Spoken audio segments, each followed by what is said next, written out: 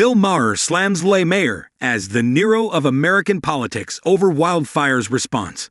Bill Maher has joined a burgeoning chorus of pundits in railing against Los Angeles Mayor Karen Bass over an ill-timed trip to Ghana she took as her city became engulfed in ongoing wildfires.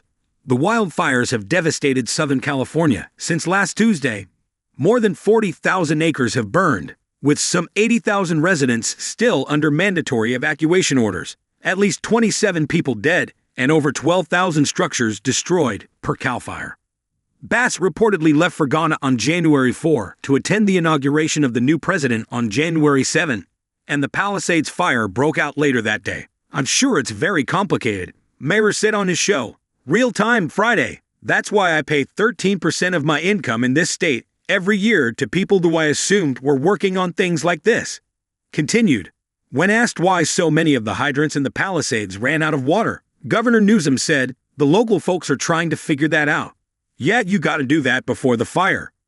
Maher noted that one of the 3 reservoirs for the Palisades was offline at the one time of year when it was most needed, referring to the Santa Ynez Reservoir, which has been closed since February due to repairs. Officials told the Los Angeles Times last week. LA's Mayor, Karen Bass, the Nero of American politics, was fiddling in Ghana, while the city burned and later placed the blame on 8 months of negligible rain and winds that have not been seen in LA in at least 14 years, said Maher. Yeah, that's not that long a time. He then countered her claim last week that there were no reductions in the fire department budget that would have impacted the response by quoting LAFD Chief Kristen Crowley, who told Fox 11 that it was cut and did impact our ability to provide service. Per reporting from the New York Times, the Los Angeles Times, and others, there was in fact a lower budget approved for the fire department last year because additional funding for firefighter salaries was temporarily held up amid union negotiations.